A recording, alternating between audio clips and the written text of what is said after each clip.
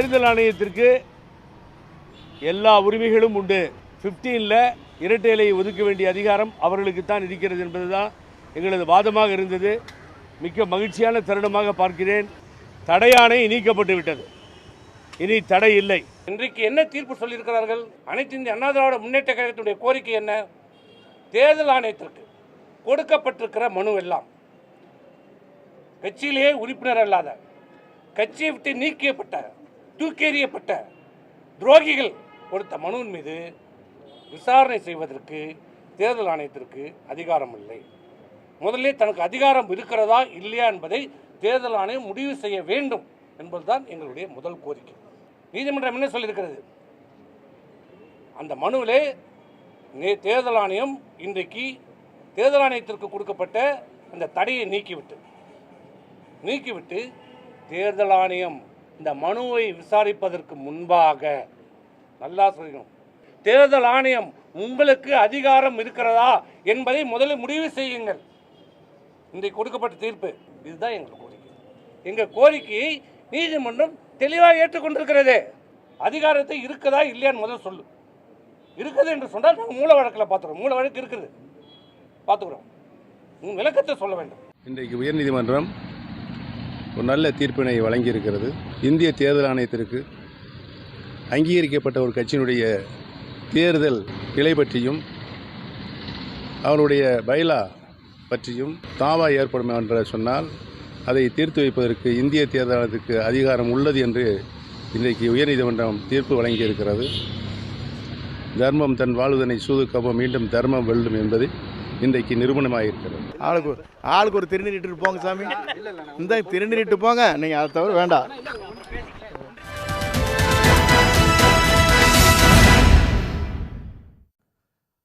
வணக்கம், இது கேள்வி களம். இரட்டை இலை வழக்கு இன்றைக்கு ஒரு முக்கியமான தீர்ப்பு வந்திருக்கிறது. அதிமுகவுடைய பொதுச் செயலாளராக எடப்பாடி பழனிசாமி அவர்கள் தேர்ந்தெடுக்கப்பட்டது. அவர் தொடர்ந்த அந்த வழக்கில் கடந்த முறை தடை கொடுத்த நீதிமன்றம் இப்போது அந்த தடையை ரத்து செய்திருக்கிறது. இது சட்ட ரீதியாக திரு எடப்பாடி பழனிசாமி அவர்களுக்கு ஒரு பின்னடைவு. மேல்முறையீடு செய்ய இருக்கிறார்கள். இரட்டை இலைக்கு சிக்கல் வந்திருக்கிறதா? இந்த சவாலை அதிமுக தலைமை எப்படி முறியடிக்கப் போகிறது என்பது ஒன்று. இத்தோடு கூடவே செங்கோட்டையன் எழுப்பியிருக்கக்கூடிய பிரச்சனைகள் என்பது கலகமா அல்லது கட்சிக்குள் அவர் கேட்கக்கூடிய முக்கியத்துவமா? இன்னொரு முனையில் ராஜதந்திரிகள், வியூகதாரிகள் அரசியல் கட்சிகளை நோக்கி படையெடுத்து கொண்டிருக்கிறார்கள். கட்சிகளும் அவர்களை நாடுகின்றன. இந்த வியூகங்களும் இரட்டை இலையுமாக என்ன நடக்கப் போகிறது என்று விவாதிக்கப் போகிறோம். நம்மோடு மூத்த பத்திரிகையாளர் திரு துக்ளக் ரமேஷ், அரசியல் விமர்சகர் திரு க ஐயநாதன், வழக்கறிஞர் திரு அக்னீஸ்வரன், இவர்களோடு பத்திரிகையாளர் ராமகிருஷ்ணனும் அதிமுகவோட முன்னாள் நிர்வாகி புகழேந்தியும் இணைய இருக்கிறாங்க. வணக்கம். திரு ரமேஷ்ட கேட்கணும், இந்த கேஸோட சிக்னிஃபிகன்ஸ் என்ன? இரட்டை இலைக்கு சிக்கல் வந்துருச்சா? இரட்டை இலைக்கு உடனடியாக சிக்கல் வந்து விட்டது என்று நான் பார்க்கவில்லை. அதே சமயம் அதிமுகவினுடைய விதிகள் 2016 மறைந்த முதலமைச்சர் செல்வி ஜெயலலிதா அவர்களுடைய மறைவுக்கு பிறகு மாறி மாறி வந்த நிர்வாகிகளால், தலைமையை பொறுப்பை வகித்தவர்களால் தங்கள் விருப்பம் போல திருத்தப்பட்டிருக்கின்றன. அதிமுக தோற்றுவிக்கப்பட்ட போது வகுக்கப்பட்ட விதிகள், அவற்றில் சில முக்கியமான விதிகள் அதன் நோக்கங்களுக்கு நேர் எதிராக தங்கள் விருப்பத்திற்கு விதிகளை வளைத்திருக்கிறார்கள். தனிப்பட்டவர்கள் செய்யலையே, பொதுக்குழுவை கூட்டி பொதுக்குழுவில் ரேட்டிஃபிகேஷன் பொதுக்குழுவே கூட கை வைக்க முடியாத விதி என்று ஒரு விதி இருக்கிறது. யார் நினைத்தாலும் கை வைக்க முடியாத விதி என்று அண்ணா திராவிட முன்னேற்ற கழக கான்ஸ்டிடியூஷனுக்கு இருக்கிற அந்த ஃபண்டமெண்டல் பிரின்சிபல்ஸ் மாதிரியா? அது அந்த அப்படித்தான் திரு எம்ஜிஆர் அவர்கள் கருதினார் அந்த விதியை பொறுத்தவரை. ஓகே, அது அடிக்கடி இந்த விதியை திருத்திட்டாங்க. இல்ல, நான் அதிமுகவினுடைய துவக்க கால உறுப்பினர் திரு சைரி துரைசாமி அவர்கள் அந்த பொதுக்குழுவில் பங்கேற்றவர். அவர் தெரிவித்த தகவலை சொல்லுகிறேன். முதலில் இந்த விதியில் திருத்தமில்லை. அதிமுக பொதுச் செயலாளர் என்பவர் தொண்டர்களால் தேர்ந்தெடுக்கப்பட வேண்டும் என்ற விதியில் 1975-76 கூடிய கோவை பொதுக்குழுவில் எம்ஜிஆர் ஒரு திருத்தம் மேற்கொள்கிறார். கட்சியினுடைய பைலாவில் எந்த விதியை வேண்டுமானாலும் திருத்தலாம், ஆனால் இந்த விதியை மாற்றவே கூடாது, மாற்றவே முடியாது என்று கொண்டு வருகிறார். சரி, அதன் பிறகு அந்த விதியை மாற்றி ஒருங்கிணைப்பாளர் இணை ஒருங்கிணைப்பாளர்னு கொண்டாந்தாங்க. அதன் பிறகு இவரை பொதுச் செயலாளர் நாக்குனாங்க. ஜனநாயகத்தில் ஒரு பெரிய கேலி கூத்து, எந்த கட்சியிலும் இல்லாத ஒரு புது விதி, தலைவிதின்னு தான் சொல்லணும் அந்த கட்சிக்காரங்களுக்கு. என்னன்னா 10 மாவட்ட செயலாளர் முன்மொழியணும், 10 மாவட்ட செயலாளர் வழிமொழியணும். அப்படி இருக்கிறவர் தான் போட்டியிட முடியும். கட்சியை கைப்பற்றி கொள்ளுகிற ஒரு நோக்கம் தான் இதுல தெரிகிறதே தவிர கட்சிக்குள் ஆரோக்கியமான போட்டியை ஒரு லெவல் பிளேயிங் ஃபீல்ட் இல்ல, ஒரு லெவல் பிளேயிங் ஃபீல்ட் இல்ல, யார் வேண்டுமானாலும் இல்லன்றது இல்ல. கூவத்தூர் வழிமுறைகளின் மூலம் ஆட்சியை தக்க வைத்துக் கொண்டதை போல அதே மாதிரியான உபாயங்கள் மூலம் கட்சியையும் கைக்குள் வைத்துக் கொள்ளுகிற ஒரு ஏற்பாடு இது என்று நான் பார்க்கிறேன். ஒரு பக்கம் அதிமுகல தான் தொண்டர் கூட முதலமைச்சர் ஆகலாம், கடைக்கோடி தொண்டன் கூட பொதுச் செயலாளர் அதெல்லாம் ஆகலாம். நல்லா கிளறி கொடுக்கிற அல்வா, தொண்டர்களுக்கு கொடுக்கக்கூடிய அல்வா, மக்களுக்கு கொடுக்கக்கூடிய அல்வா. அது எப்படி ஆக முடியும்? கடுமையா சொல்றீங்களே சார். நிச்சயமாக நான் அந்த சொல்றது கட்சியோட ஸ்பெஷாலிட்டியே வந்து தொண்டனும் முதலமைச்சர் சார், ஆகலாம், தொண்டனும் அந்த கட்சிக்கு தலைவர் ஆகலாம் சார். அதையெல்லாம் செய்து காட்டியவர்கள் 2 பேர், அவங்கெல்லாம் இல்லை இப்போ. மக்கள் திலகம் எம்ஜிஆர். சரி, இந்த எம்பி 10 மாவட்ட செயலாளர் முன்மொழியணும், 10 மாவட்ட செயலாளர் வழிமொழியணும்னா எந்த தொண்டனும் வர முடியாதா? மக்கள் திலகம் எம்ஜிஆர், செல்வி ஜெயலலிதா இவர்கள் தான் சாதாரணமானவரை பெரிய பொறுப்புகளுக்கு கொண்டு வந்தவர்கள். இன்னைக்கு நீங்க வந்து எல்லாரையும் எடுத்த மாதிரி நீக்கிற முடியாது. யாராவது புகழேந்தியை நீக்கலாம், யாராவது வெத்தரை நீக்கலாம். நீங்க திடீர்னு ஓபிஎஸ் பாவம் அவரை இது பண்ணி கையெழுத்து போட வச்சு நீக்கிடலாம். இன்னைக்கு நீங்க என்ன சொல்ற சார், வேலுமணி ஒரு நினைச்சா நீக்கிற முடியுமா? சிவி சண்முகத்தை நீக்கிற முடியுமா? துணிச்சலா ஒரு கருத்தை பொதுவெளியில பேசிடுறாங்கன்னு வச்சுங்க, ஹைப்போதெட்டிக்கலா. என்ன காரணம்னா 10 மாவட்ட செயலாளரை கூட வச்சிருக்காங்க. ஒருத்தர் இன்னொருத்தர் 5-6 மாவட்ட செயலாளரை பாக்கெட்டில் வச்சிருக்காரு. இப்படியெல்லாம் பண்ண முடியாது. செங்கோட்டையின் அதிருப்தியும் அதில் சில விவகாரங்கள் இருக்கு, நான் பின்னாடி வர்றேன். நான் எதற்காக சொல்கிறேன் என்றால் ஜனநாயக பூர்வமாக எடுக்கப்படாத நடவடிக்கைகள்.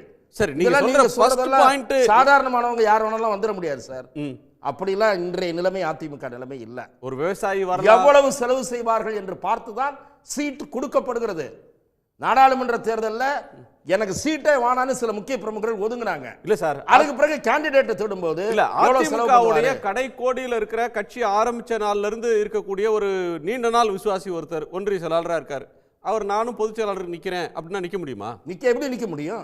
நீங்க 10 மாவட்ட செயலாளர் முன்மொழியணும், 10 மாவட்ட செயலாளர் வழிமொழியணும், உங்களுக்கு சௌகரியமான விதிமுறைகளை வகுத்துக்கிட்டீங்க. சரி, உங்களுடைய ஃபர்ஸ்ட் அப்ஜெக்ஷனே ஜெயலலிதா அவர்களுடைய மறைவுக்கு பிறகு விருப்பம் போல் விதிகள் வளைக்கப்பட்டன. சரி, அதுக்கு இந்த இரட்டை இலைக்கு என்ன சார்? இப்போ வந்து கோர்ட் தீர்ப்புக்கு வாங்க சார். இல்ல, இப்போ வந்து தேர்தல் கமிஷனிடம் பல முறையீடுகள் செய்யப்பட்டிருக்கின்றன. முதல் முறையீடு சூரியமூர்த்தி என்பவர் செய்த முதலீடு மனு என்னன்னா, நீங்கள் வந்து கட்சி விதிகளை விருப்பம் போல மாத்திருக்காங்க, இதை ஏற்க இயலாது. இதுதான் சூரிய பிரகாஷ் அவருடைய பைலாவை அமெண்ட் பண்ணது தப்புன்றது அவரோட ஃபர்ஸ்ட். ஆமா, அதனால இப்போதைக்கு யாருக்கும் கொடுக்காதீங்க, அவங்க பொதுச் செயலாளர்ன்றாங்க. திருமதி சசிகலா ஒரு பக்கம் அதிமுக பொதுச் செயலாளர் என்றாரு. ஒருங்கிணைப்பாளராக இருந்த திரு ஓபிஎஸ் என்ன விதிமுறைகளுக்கு நேர் எதிராக நீக்கிட்டான்றாரு. இவங்க 2 பேர் சண்டையில் இவங்க 2 பேருமே சிவில் சூட் போட்டிருக்காங்க. ஒருத்தர் பொதுக்குழு செல்லாதுன்னு போட்டிருக்காரு, ஒருத்தர் நான் தான் பொதுச் செயலாளர்னு போட்டிருக்காரு. இந்த சிவில் சூட்டெல்லாம் பெண்டிங்காக இருக்கிறதுனால, பைலாலாம் இஷ்டத்துக்கு மாற்றிருக்கிறதுனால இதை கொடுக்காதீங்க. இதுதான் அவருடைய பிளான்டிங், அவருடைய முறையீடு. அந்த முறையீடு நியாயமான முறையீடு. நான் மற்றவர்களுடைய பொலிட்டிக்கல் முறையீடுக்கெல்லாம் போக விரும்பல. ஆனால் விதிகள் மாற்றப்பட்டிருக்கின்றன என்பதை கட்சி அவரோட பிரேயர் என்ன சார்? இரட்டை இலை சின்னத்தை யாருக்கும் கொடுக்காதீங்க, கொடி யாருக்கும் கொடுக்காதீங்க. இவங்க எல்லாரும் ஆளாளுக்கு நான் தான் போச்சுலாருன்னு சொல்லிட்டு இருக்காங்க, இதை நான் ஏத்துக்க மாட்டேன்னு அவர் போறாரு. சார், ஈரோடு பை எலெக்ஷன் அதை நீங்க சரின்றீங்க. ஆமா, நான் சரின்றேன். ஈரோடு ஈஸ்ட் பை எலெக்ஷன் இருக்குல்ல, அப்ப அந்த சிம்பல் என்ன இருந்தது? ஓபிஎஸ் சிபிஎஸ் பிரச்சனை எல்லாம் இதுக்கு வீரியமா ஆறதுக்கு முன்னாடி அந்த சிம்பல் முடங்கி இருந்தது. சரி, முடங்கி இருந்த சிம்பல் தற்காலிகமாக கொடுக்கப்படுகிறது என்று தேர்தல் கமிஷனால் கொடுக்கப்பட்டது. அதற்கு இவர்கள் வந்து சில பேருடைய உதவிகளை நாடினார்கள். அதெல்லாம் வேற விஷயம். ஒரு வக்கீலை வச்சிருப்பாங்க சார், நல்ல வக்கீலை வச்சு எலெக்ஷன் கமிஷன்ல ஆர்கியூ பண்ணிருப்பாங்க சார். பல இடங்கள்ல பல்வேறு வக்கீலை பிடிக்கிறாங்க, பல்வேறு ஆட்களை பிடிக்கிறாங்க, ஓய்வு பெற்ற நீதிபதிகளை பிடிக்கிறாங்க, எல்லாம் பண்றாங்க. அதெல்லாம் ஒரு பக்கம் இருக்கட்டும். சட்ட அறிவு யார்கிட்ட இருக்கோ அந்த அனுபவத்தை வாங்கிக்கிறது தானே சார்? வாங்கிக்கிறது தான். சட்டத்தை நீங்கள் சட்ட ஆலோசனை பெறலாம், சட்டத்தை வளைக்க கூடாது. சிவில் சூட்டை என்னை பொறுத்தவரை இதற்கு நிரந்தர தீர்வு என்பது தேர்தல் கமிஷன் இதை நிறுத்தி வைத்து சிவில் சூட்டை விரைவாக முடிப்பதற்கு தேர்தல் கமிஷன் ஹைகோர்ட்ல புலி போட்டிருக்கணும். சார் சிவில் சூட்ன்றதே வந்து ஒரு சொத்து தகராறு, யாருக்கு அந்த சொத்து மேல பாத்தியதைன்னு வர்ற ஒரு உரிமையியல் வழக்கு. அது வழக்கமா வந்து கிரிமினல் கேஸ் வந்து ஈஸியா டிஸ்போஸ் ஆகும், சீக்கிரம் டிஸ்போஸ் ஆகும். சிவில் சூட் வந்து அவ்வளவு ஈஸியா நடக்காது. அப்பா காலத்துல கேஸ் போட்டா பேரங்காலத்துல தான் அது வந்து வரும். அதை நான் ஏற்றுக்கொள்ளவில்லை, அந்த சொத்து விவகாரத்திலே ஏற்றுக்கல. ஆனால் இது அப்படி இல்லை, ஒரு தமிழ்நாட்டினுடைய முக்கிய அரசியல் கட்சி சம்பந்தப்பட்ட வழக்கு. சரி, உங்க பாயிண்ட் வந்து சிவில் கேஸை சீக்கிரம் முடிக்க சொல்றீங்க. சிவில் கேஸை சீக்கிரம் முடிக்கணும். இது சிவில் விவகாரங்களும் சம்பந்தப்பட்டிருப்பதால் எங்களுக்கும் தாமதமாகணும்ன்றது தான் தேர்தல் கமிஷனுடைய நிலையா இருக்கணும். தேர்தல் கமிஷனில் சூரிய பிரகாசம் செய்திருக்கிற முறையீடு சரியான முறையீடு. இப்போது நீதிமன்றம் பிறப்பித்திருக்கிற உத்தரவு சரியான உத்தரவு. அதே போல திரு சி.வி. சண்முகம் அவர்கள் சொல்வதை ஏற்க முடியாது. தேர்தல் கமிஷன் ஒரு அட்டானமஸ் பாடி, என்னமோ குமாஸ்தா வேலை பார்க்க வேண்டும் என்கிறார். அது அல்ல, தேர்தல் கமிஷனுக்கு சர்வ வல்லமை படைத்த ஒரு அமைப்பு அது. சரி, தேர்தல் கமிஷனை விமர்சிக்க கூடாது, விமர்சிக்க கூடாதுன்னு சொல்லல. இல்ல, பிஜேபியோட கைப்பாவையா இருக்கு, பிஜேபி எழுதி கொடுக்கறத அவர் குமாஸ்தாவா எலெக்ஷன் கமிஷன் ஆர்டர் போடுறாங்க. நோ நோ, அப்படின்றது அவருடைய குற்றச்சாட்டு sir. I peg to differ with you. when you get a favorable order you say it's a fair order. உங்களுக்கு ஒரு நெகட்டிவான ஒரு ஆர்டர் வந்துருச்சுன்னா தேர்தல் கமிஷனுக்கு ரைட் இல்லைன்னுவீங்களா?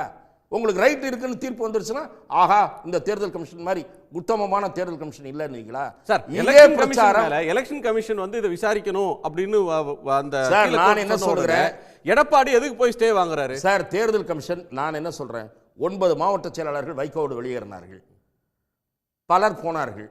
தேர்தல் கமிஷன் என்ன அப்போ எடுத்த முடிவு என்ன சொன்னீங்க நீங்க? உதயசூரியன் அதுன்னு சொன்னீங்க. இப்போ நிர்வாகிகள் அவர்கிட்ட தான் இருக்காங்க. ஆனால் the question is விதிமுறைகள் இஷ்டத்துக்கு மாற்றிருக்காங்க. ஸோ அப்போ வந்து பைலால எந்த சேஞ்சும் பண்ணல, பொதுக்குழு தான் முடிவெடுக்கும், தலைவர் பொதுச் செயலாளர் தீர்மானிக்கும். பொதுக்குழுனுடைய சப்போர்ட் யாருக்கு இருக்கு? கலைஞர் பக்கம் இருந்ததா வைகோ பக்கம் இருந்ததான்னு தான் அன்னைக்கு இருந்த ஒரே டெஸ்ட். ஆமாம், பைலாவை சேஞ்ச் பண்ணல, அடிப்படை விதி அவங்க மாத்தல. இப்போ அடிப்படை இஷ்யூல வந்து பைலா சேஞ்ச் பண்றாங்க. இப்போ நான் கேக்குறேன், விதிகளை நிறைய மாத்திருக்காங்க. சரி சார், விதியை மாத்துறதுக்கு ஒரு கட்சிக்கு அதிகாரமே இல்லையான்றது அந்த பாயிண்ட். அதுக்கு அக்னீஸ்வரன் பதில் சொல்லட்டும். நான் உங்களை கேட்கறது வந்து பொலிட்டிக்கலா இன்னும் ஒரு வருஷத்துல தேர்தல், எல்லா கட்சியும் தேர்தலை நோக்கி பயணம் பண்ணிக்கிட்டே இருக்காங்க. நகர்வுகள் நடக்குது, டெல்லியிலேருந்து வர்றாங்க, ஆலோசகர்கள் வர்றாங்க, வியூகம் வகுக்கிறாங்க, ராத்திரியில் சந்திக்கிறாங்க, என்னென்னமோ நடந்துக்கிட்டு இருக்கு. பணம் வச்சிருக்கிறவன் பணத்திமிரில் காசு திமிரில் இதெல்லாம் வைக்கிறாங்க அப்படின்னு ஒரு குரூப் பேசுகிறாங்க, இன்னொன்று அதுக்கு பதில் வருது. இப்போ இரட்டை இலை அப்படின்ற ஒன்றுக்கு நெருக்கடி வந்திருக்கா? எடப்பாடி பழனிசாமி அவர்கள் ஸ்டே வாங்கி கொஞ்சம் கம்ஃபர்டபுளாக இருந்தார், அந்த ஸ்டே வெக்கேட் ஆகிடுச்சு, பாலை டெல்லிக்கு தள்ளிட்டாங்க. இப்போது எலெக்ஷன் கமிஷனுக்கு பால் போயிடுச்சு. ஏடிஎம்கேக்கு இன்னைக்கு தலைமைக்கு சிக்கலா? நீங்கள் தலைமைக்கு சிக்கலா இரட்டை இலைக்கு சிக்கலான்றது நம்ம பொறுத்து இருந்து தான் பார்க்கணும். அதிமுகவுக்கு அரசியல் ரீதியாக நெருக்கடி இருக்குது, அது வேற விஷயம். அதிமுக கலகலத்து போயிருக்கு, அது ஒரு பக்கம் இருக்குது. என்ன நீங்கள் கூட்டணிக்கு இன்றைக்கி காத்து இருக்க வேண்டிய நிலைமை இருக்குது. எவன்டா வருவான்னு கதவை திறந்து வச்சுட்டு உட்காந்து இருக்க வேண்டிய நிலைமை இருக்குது. சார் 30 வருஷம் ஆட்சி பண்ண கட்சி சார். சார் 30 வருஷம் ஆட்சி பண்ண கட்சி 30 சில்லற ஓட்டுலேருந்து 22 சில்லறைகளுக்கு வந்து நின்று இருக்கு. நாடாளுமன்ற தேர்தலில் புருவன் ரெக்கார்டு என்ன சார்? சார் பார்லிமெண்ட் ஓட்டு வேற சார். அப்போ வந்து பிஜேபி வாங்குச்சு, அதே ஓட்டு பிஜேபி வாங்கிருமா? சரி, அந்த போன முறை பிஜேபி 18% ஓட்டு வாங்கினாங்க, இப்போ வாங்கிடுவாங்களா? 18% கூட்டணியோடு சேர்ந்து கூட்டணி ஓட்டு இப்போ வாங்கிடுவாங்களா? தனியா இல்லை, பாரதிய ஜனதா கட்சியினுடைய வாக்கு வங்கி அது தனி சப்ஜெக்ட் கிராஜுவலாக ஏறிக்கொண்டிருக்கிறது என்பது என் பார்வை. சரி, நீங்க நான் அதை கேட்கல சார். பொலிட்டிக்கலி வீக் விக்கெட்ல தான் இன்னைக்கு ஏடிஎம்கே இருக்கு. சோ இப்போ இரட்டை இலையும் பொதுச் செயலாளர் பிரச்சனையை வச்சு இன்னமும் வீக் ஆக்குறீங்க. யாரும் அப்படிலாம் ஆக்கல அப்படின்றது உங்களுடைய வார்த்தைகள்ல நீங்க நுழைக்கிறீங்க. சரி, நான் என்ன சொல்றேன், அப்படி பாத்தீங்கன்னா ஒரு உதாரணத்துக்கு சார், மகாராஷ்டிரால இதே குற்றச்சாட்டு வைக்கப்பட்டது சார்.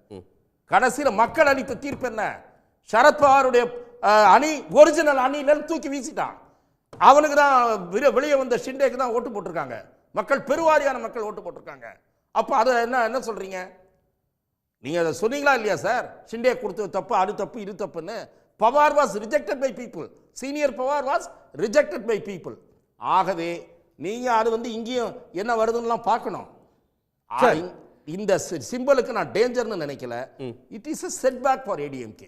அதிமுகவுக்கு பின்னடைவா அக்னி? கலகலத்து போயிருக்கிற அதிமுகவுக்கு இன்னொரு பின்னடை. அனைவருக்கும் வணக்கம். சப்ஜெக்ட் வந்துருங்க. அனைவருக்கும் வணக்கம் சார்.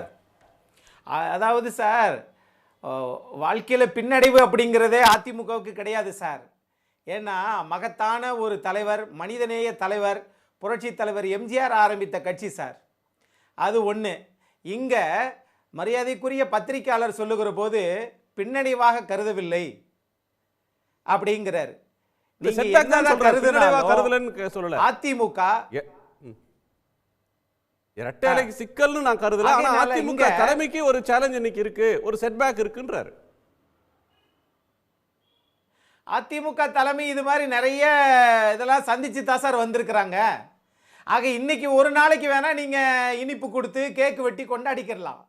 ஆனால் இது நிரந்தரம் ஆகாது அப்படின்றத நான் பதிவு செய்ய விரும்புறேன்.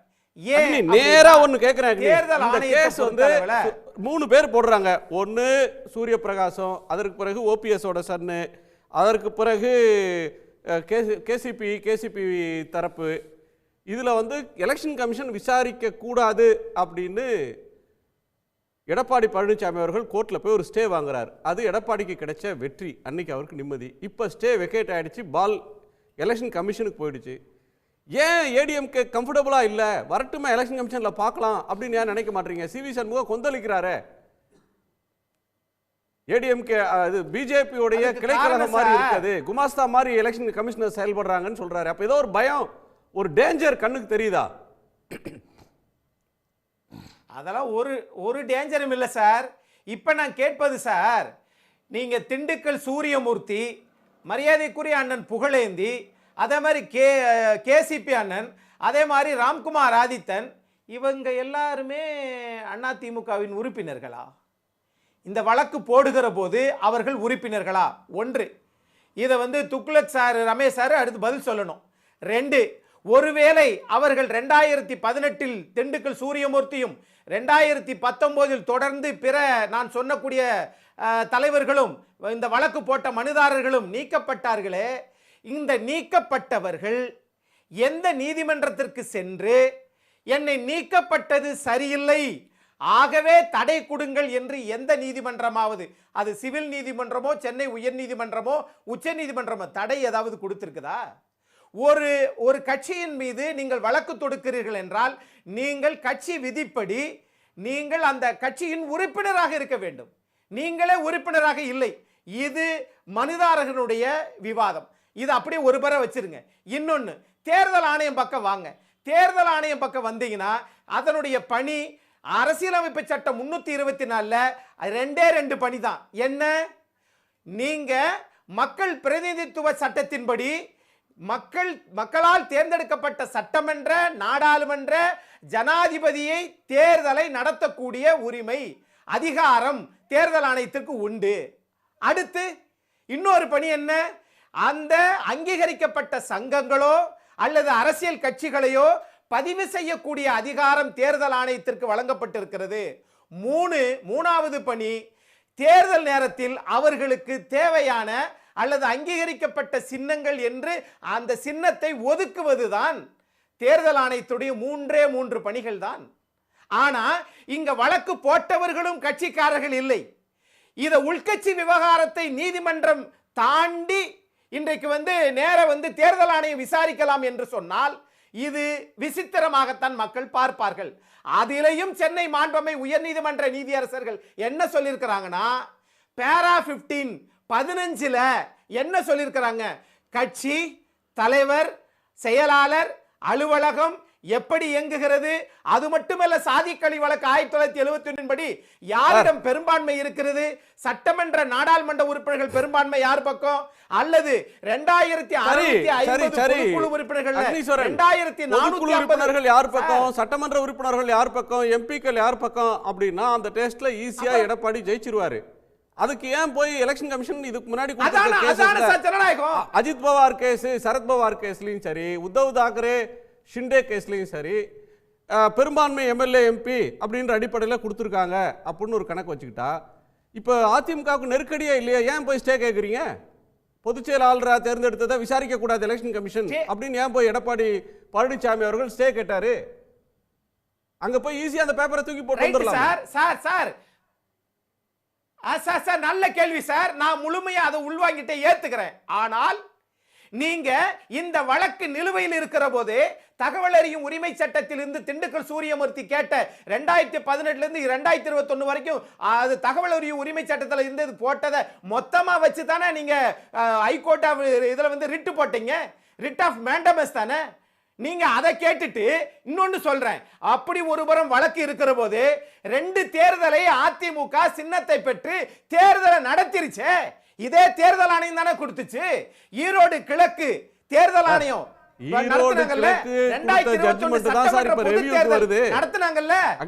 ஈரோடு கிழக்குல நீங்க எலெக்ஷன் நடத்தினப்ப இபிஎஸ் ஓபிஎஸ் ஒன்னா இருந்தாங்க, பிரிஞ்சு இருந்தாலும் சேர்ந்து இருக்கிற முயற்சி இருந்தது, அவர் கண்டெஸ்ட் பண்ணல. பிஜேபி அதை ஆதரித்தது. அந்த பொலிட்டிக்கல் கிளைமேட் வேற. இன்னைக்கு அதே பொலிட்டிக்கல் கிளைமேட் இல்ல. இல்ல ஈரோடு கிழக்குல உங்க கையில சின்னம் வந்த போது பொலிட்டிக்கல் கிளைமேட் வேற. அப்படி இல்ல சார்.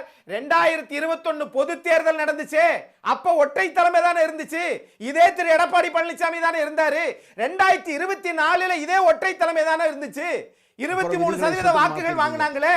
அப்ப தேர்தலை நடத்திவிட்டு தேர்தல் எல்லாம் நடத்திட்டு சின்னத்தை எல்லாம் இடையூட்டு மனுமலா நான் இன்றைக்கு இருக்கக்கூடிய திரு தமிழ்மகன் ஹுசேன் அதிமுகவினுடைய அவைத் தலைவர் உச்சநீதிமன்றத்தில் போட்ட பிரமாண வாக்குமூலத்தின் அடிப்படையில் தானே உச்சநீதிமன்ற நீதியரசர்கள் தீர்ப்பளித்தார்கள். அப்ப பொதுக்குழு செல்லும் என்று சொன்ன தினேஷ் மகேஸ்வரி உச்சநீதிமன்ற நீதியரசர் தீர்ப்பில் காற்றில் பறக்க விடுவீர்களா? உச்சநீதிமன்ற தீர்ப்பை விட சென்னை மாண்பமை சென்னை உயர்நீதிமன்ற தீர்ப்பை விட நீங்க தேர்தல் ஆணையத்துக்கு அவ்வளவு அதிகாரமா இருக்கிறது. அப்படி என்றால் நீங்க உள்கட்சி விவகாரத்தில் நீங்கள் தலையிடுறீங்கன்னா இதே நிரஞ்சன் என்ன சொல்லியிருக்கணும், தேர்தல் ஆணைய வழக்கறிஞர் இல்லைங்க, it is a well settled law. they have conducted 2 elections, ஒன்னு பாராளுமன்ற தேர்தல், இன்னொன்று சட்டமன்ற தேர்தல். ஆகவே 2 தேர்தலிலும் கட்சி எலெக்ஷன் 2 நடத்திருக்கீங்க. ஒரே ஓட்ல 2 பேரை எலெக்ட் பண்ற கட்சி எலெக்ஷன் நடந்தது. ஒரு ஓட்டு தான் 2 போஸ்ட், ஒருங்கிணைப்பாளர் இணை ஒருங்கிணைப்பாளர். இந்த கூத்தெல்லாம் நடந்தது. இது இந்த எலெக்ஷன் நடந்துச்சே, 2 பேரும் போய் நாமினேஷன் தாக்கல் பண்ணி எலெக்ஷன் நடத்துனாங்களே சார். அது கரெக்ட். அது கரெக்ட் சார். அப்ப அது கரெக்ட். அதுக்கு அப்புறம் அது அபாலிஷ் பண்ணிட்டு பொதுச் செயலாளர் எலெக்ஷன் நடந்துச்சு. அப்ப அது கரெக்ட். ஆமா ஆமா. அன்னைக்கு மட்டும் சார் உலகத்துல ஒரு ஓட்டுல ஆளுக்கு பாதியா ஒரு ஓட்டை பிரிச்சுக்கிட்டாங்களே, அன்னைக்கு மட்டும் இந்த மனுதாரர்கள் எல்லாம் எங்கே போனார்கள்? அன்னைக்கு நீதி வேண்டாமா உங்களுக்கு? அன்றைக்கு முகாந்தரம் இல்லையோ? இன்றைக்கு தான் முகாந்தரம் இருக்கிறதோ? ஒண்ணு. இன்னொன்னு நம்ம சார் சொல்லுகிறப்போ சொல்றாரு அல்வா கிண்டினாங்கன்னு சொல்லி, எனக்கு அதுதான் எனக்கு ஞாபகம் வருது. இந்தியாவுக்கே அல்வா கிண்டி கொடுக்கிறது யாருன்னு சொல்லி அண்மையில மாண்புமிகு முதலமைச்சர் திருநெல்வேலியில் இருட்டுக்கடை அல்வா சாப்பிட்டு இதை விட ஃபேமஸான அல்வா மத்தியில கிண்டி தராங்கன்னாங்க. அந்த மத்தியில தான் இன்னைக்கு அங்க போய் நிக்குது. ஆகவே அது மக்களுக்கு கொடுக்கிற அல்வா. இப்ப ஏடிஎம்கே ஏதா அல்வா ரெடியா இருக்கா அப்படின்றதா இன்னைக்கு பேச வேண்டிய ஒரு பாயிண்ட். நான் திரு ஐயநாதன் அவர்கள் கேட்கணும். சார் 3 விஷயம் உட்கட்சி விவகாரத்தில் தேர்தல் ஆணையம் தலையிட முடியாதுன்றது. சார் அதிமுகவை பொறுத்தளவில் சட்ட ரீதியாக நீங்கள் எத்தனை வழக்கு போட்டாலும் அதை எதிர்கொள்வதற்கு தயாராக இருக்கிறார்கள். நீங்க சொல்றபடி இப்படி மாத்திட்டாங்க இப்படி திருத்திட்டாங்கன்னா அதுக்கு அந்த கட்சியினுடைய பொதுக்குழு உறுப்பினர்கள் தான் அந்த கட்சியினுடைய ஆன்மாக்கள் என்று தான் சொல்லப்படுகிறது. ஆகவே நீங்க வந்து இந்திய நாட்டினுடைய பிரியாம்பல சொல்றீங்க, கீ ஆஃப் த கான்ஸ்டிடியூஷன், அதை யாராலும் இது பண்ண முடியாது என்பது வேற. ஆனால் நீங்க ஒரு கட்சி உபவிதி என்பது பைலாஸ், அது வந்து அவர்கள் திருத்தலாம், மாற்றிக்கொள்ளலாம், மக்கள் ஒத்துழைப்போடு என்று சொன்னால் என்ன கேக்குறேன்.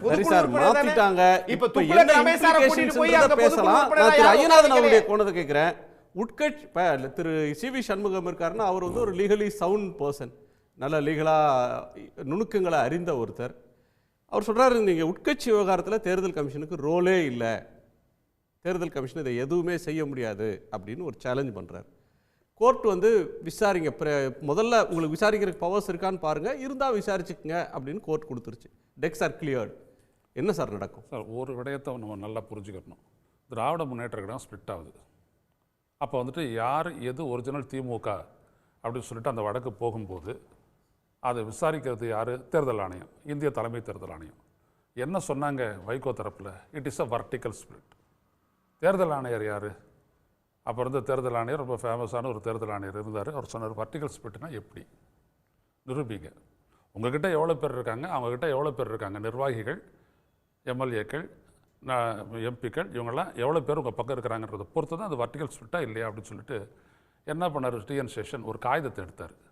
எடுத்து ஒரு மார்ஜினலாக ஒரு இடத்த மட்டும் அப்படியே பண்ணிவிட்டு கிழிச்சு இது கூட வர்டிகல் ஸ்பிளிட்டு தான், ஆனால் இந்த காகிதம் எவ்வளோ பெருசு இந்த காகிதம் எவ்வளோ பெருசு அப்படின்னு சொல்லி காட்டினார்.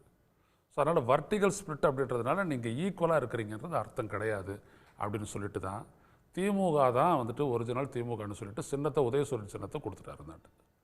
அப்போது ஒரு சின்னத்தை பொறுத்த வரைக்கும் ஒரு கட்சியில் ஏற்படக்கூடிய அந்த ஸ்பிளிட்டுக்கு அப்புறம் அதை தீர்மானித்து முடிவெடுக்கக்கூடிய அதிகாரம் பெற்றது தான் இந்திய தலைமை தேர்தல் ஆணையம். சரி, எனக்கு அதில் மாற்று கருத்து இல்லை. நான் உங்களை கேட்குறேன், இல்லை ஒரே ஒரு இந்த பிரச்சனை புதுசா போல தேர்தல் ஆணையத்திட்ட இந்த என்னைக்கு ஜெயலலிதா அவர்கள் மறைந்தாங்களோ அன்னிலிருந்து இந்த பிரச்சனை போயிட்டு இருக்கு.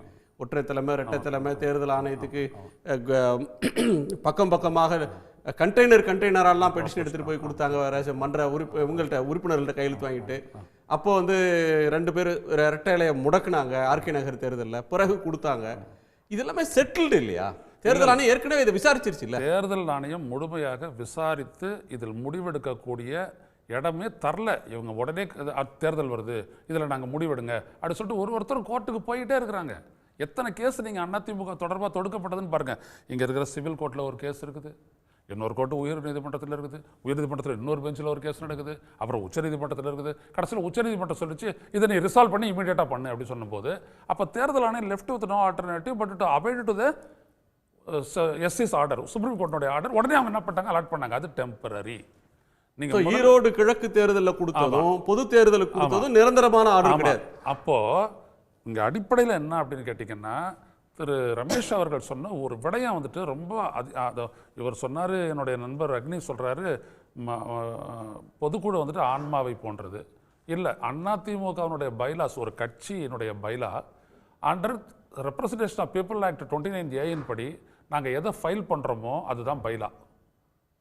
இந்த பைலாவின் படி எம்ஜிஆர் ஜெயலலிதா நீண்ட காலம் இருந்த பைலாவின் படி பொதுச் செயலர் என்பவர் கட்சியினுடைய அடிப்படை உறுப்பினர்களால் தான் தேர்ந்தெடுக்க வேண்டும். அது எப்படின்றதெல்லாம் வேணாம், இப்படி தான் வச்சிட்டார் எம்ஜிஆர், அதைத்தான் கடைபிடிச்சாங்க ஜெயலலிதா. ஆனால் நீங்கள் வந்துட்டு என்ன பண்ணுறீங்க, மாத்துறீங்க.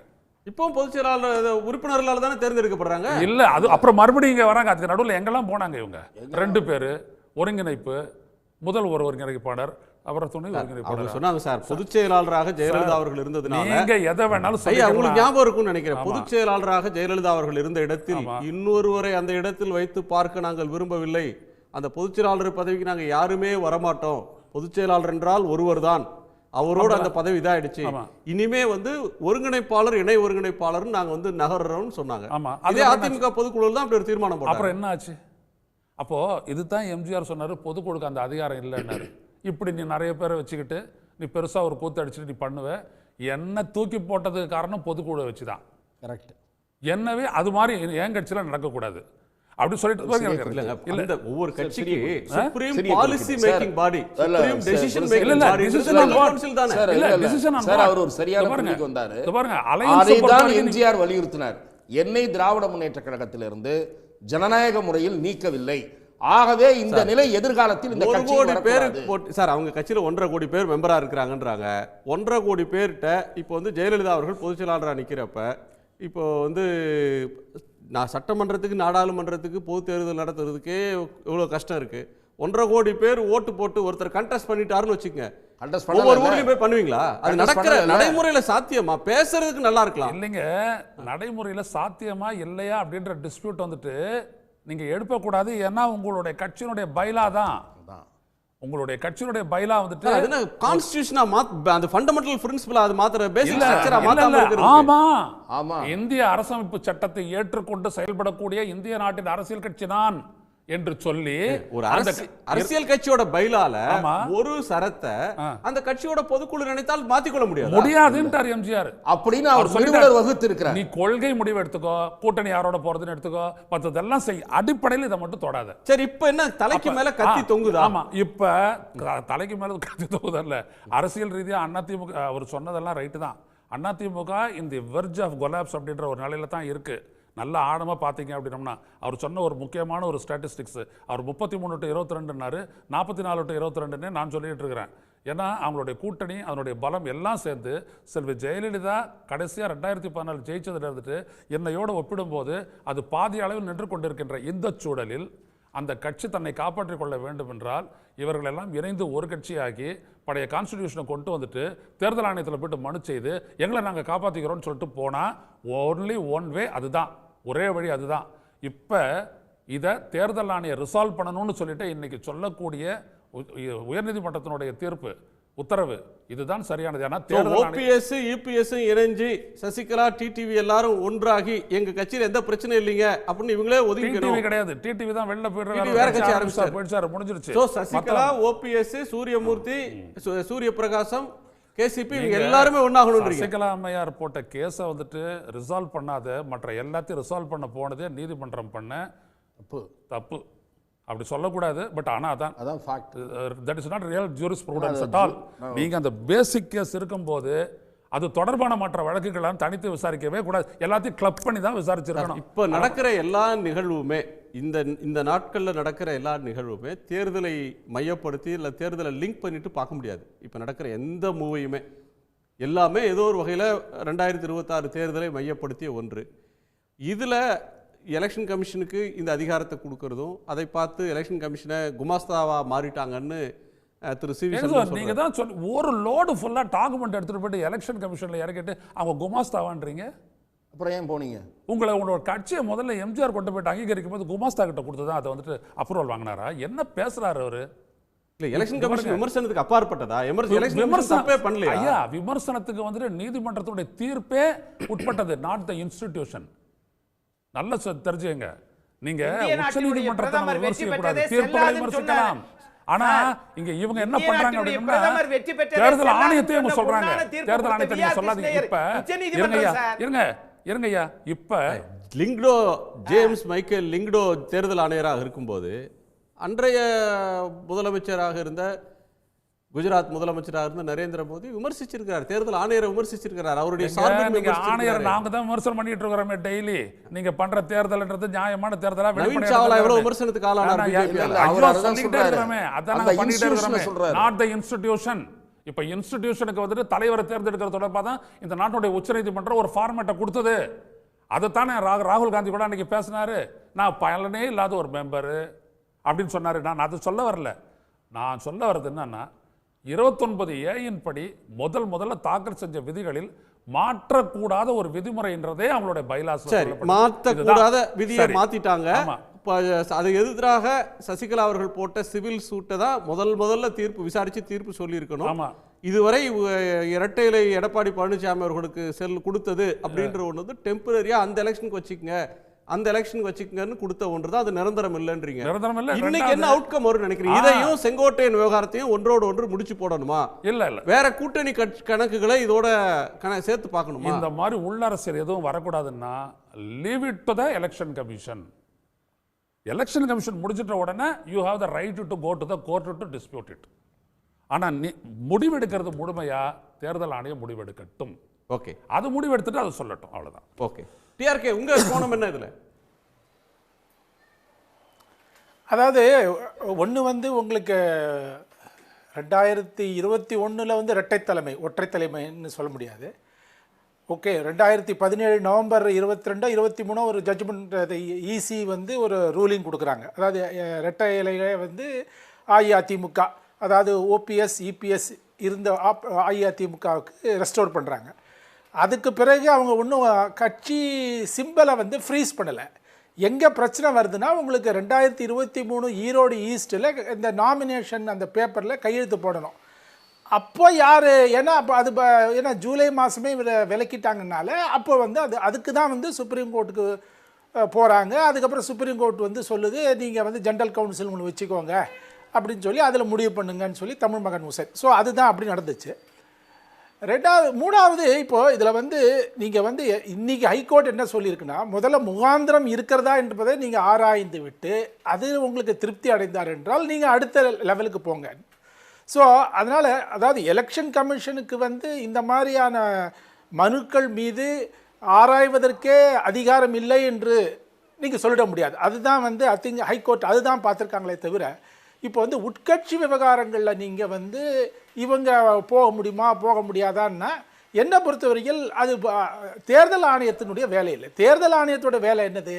சிம்பிள் யாருக்கு அலாட் பண்ணுறீங்க, குரூப் ஏக்கு அலாட் பண்ணுறீங்களா, குரூப் பிக்கு அலாட் பண்ணுறீங்களா, அவ்வளோதான். ஸோ இதில் வந்து அது இன்னும் சொல்ல போனோம்னா நீங்கள் இந்த பைலாஸ் இன்னும் மாற்ற முடியாததுலாம் ஒன்றும் இல்லை. எம்ஜிஆர் சொன்னார்னா எம்ஜிஆர் சொன்னார். எம்ஜிஆர் இறந்து 35 வருஷம் ஆச்சு. ஸோ அதனால் வந்து நீங்கள் வந்து அது ஏதோ ஒரு பெரிய மாற்றவே முடியாத ஒரு சாசனம் என்பது அல்ல. ஓகே, எல்லாமே மாத்திக்கலாம். நீங்க பொதுக்குழுன்னு வச்சுக்கோங்க. ஒரு ஆஸ்பெக்ட் இதுல வந்து தேர்தல் ஆணையம் தேர்ந்தெடுக்கக்கூடிய அதை மட்டும் இல்ல நீங்க ஒரு ஆஸ்பெக்ட் இல்ல, நீங்க 100 ஆஸ்பெக்ட் கூட சொல்லலாம். நான் என்ன சொல்ல வரேன், நீங்க இது வந்து இது என்னை பொறுத்தவரையில் அபத்தமானது. ஏதாவது நீங்க மாற்றவே முடியாது. என்ன மாற்ற முடியாது? இப்போ நீங்க தேர்தல் ஆணையம் கூட நீங்க உட்கட்சி இதுல வந்து அவங்க சில விஷயங்கள்ல தான் அவங்க, அதாவது இப்போ வந்து இயற்கை நீதிக்கு எதிராக ஏதாவது நீங்க ஒன்று வச்சிருந்தீங்களோ, இல்லாட்டா இந்திய அரசியல் சட்டமைப்புக்கு எதிராக இருக்கிறீர்களோ, இல்லை நீங்கள் 2 மத பிரிவில் இருக்கிற மக்களுக்கு வந்து நாங்கள் 2 பேரையும் தூண்டி விட்டு அவங்கள வேலை இது பண்ணுவோம், இந்த மாதிரி, அதாவது அப்புறம் வந்து இந்திய நாட்டினுடைய இறையாண்மைக்கு எதிராக இந்த மாதிரி விஷயங்கள் தான் அவங்க பார்ப்பாங்களே தவிர, மற்றபடி நீங்கள் வந்து ஜெனரல் கவுன்சிலில் எப்படி தேர்ந்தெடுக்கணும், இல்லாட்டா டைரெக்டாக இந்த டீட்டெயில்ஸ்குள்ளெல்லாம் அவங்க போக முடியாது. ஏன்னா அது போக ஆரம்பித்தாங்கன்னா அவங்களுக்கு வேறு வேலையே இல்லை. ஸோ அதனால் இந்தியா மிகப்பெரிய நாடு, 1.4 பில்லியன் இருக்கிற நாட்டில் 1008 பொலிட்டிக்கல் பார்ட்டிஸ் இருக்குது. அதனால் அதெல்லாம் வந்து இதுவும் இல்லை. ஸோ இதுதான் கட்சி விதியை மாற்றிக்கொள்வதற்கு கட்சிக்கு அதிகாரம் இருக்கு, மாற்றவே முடியாதுன்னு சொல்ல முடியாது அப்படின்றது உங்களுடைய ஆர்கியூமெண்ட். சின்னம் யாருக்கு பிரச்சனைன்னு வருகிற போது சின்னம் யாருக்கு அப்படின்றத ஈஸி முடிவெடுக்கலாம். இப்ப இருக்கக்கூடிய கேஸ் வந்து எலெக்ஷன் கமிஷனே வந்து தான் விசாரிக்கிறதுக்கு தனக்கு முகாந்திரம் இருக்கான்னு முதல்ல அது சாட்டிஸ்ஃபை ஆகணும்னு இந்த தீர்ப்புல சொல்றாங்க. ஆனால் இதுல எலெக்ஷன் கமிஷன் போட்ட அஃபிடவிட்ஸ்லாம் எடுத்து பாத்தீங்கன்னா அவங்க நாங்க விசாரிக்கிறோம், விசாரிப்பதற்கு அதிகாரம் இருக்கு, விசாரிக்க வேண்டிய முகாந்திரம் இருக்குன்ற ஒரு பொசிஷனை எலெக்ஷன் கமிஷன் எடுத்தது மாதிரி தானே அவங்களுடைய ஆர்கியூமெண்ட் இந்த கேஸ்ல இருந்தது. எடுத்தது மாதிரி இல்லை, எடுத்திருக்காங்க, அந்த ஸ்டாண்டை எடுத்திருக்காங்க அவங்க லாயர். ரைட்டு. அதாவது எலெக்ஷன் கமிஷனுக்கு அந்த அதிகாரம் இருக்கிறது என்பதை வந்து எப்படி எலெக்ஷன் கமிஷன் வந்து தனக்கு இல்லைன்னு சொல்ல முடியும்? ஓகே, அதனால் எலெக்ஷன் கமிஷன் வந்து அந்த அதாவது நீங்கள் ஒரு மனு கொடுக்குறீங்க, இவர் வந்து இன்னாருக்கு கொடுக்கக்கூடாது, இப்போ சிம்பிள் தானே கொடுக்கக்கூடாதுன்னு சொல்ல முடியும். நீங்கள் இப்போ சிம்பிளை ஃப்ரீஸ் பண்ணுறீங்களா, ஃப்ரீஸ் பண்ணலையா, இதுதான் இங்கே crux of the matter. Okay, அதை ஃப்ரீஸ் பண்ணுறதுக்கு என்ன நீங்கள் வந்து உங்களுக்கு என்ன நீங்கள் வழிமுறைகள் வைத்திருக்கிறீர்கள், எதை வந்து காரணிகளாக வைத்திருக்கிறீர்கள், இதுதான் இப்போ இங்கே இது. ஸோ அதனால் அதை வந்து அவங்க நீங்கள் வந்து அதையே நீங்கள் வந்து ஒரு சவாலுக்குரியதாக ஆக்கினீங்கன்னா, கேள்விக்குரியதாக ஆக்கினீங்கன்னா அது ஆணையம் வந்து அங்கே வந்து இப்போ இது பண்ணும், ஆட்சேபிக்கும். அதில் வந்து இது இல்லை. ஆனால் இந்த நீங்கள் அதாவது இது நான் என்ன சொல்கிறேன், இந்த பைலாஸ் இருக்கு இல்லையா, அரசியல் அந்த கட்சியினுடைய சட்ட திருத்தம் டெக்னிக்கலா பேசிட்டு இருக்கோம். டிஆர்கே பொதுவான சில விஷயங்கள்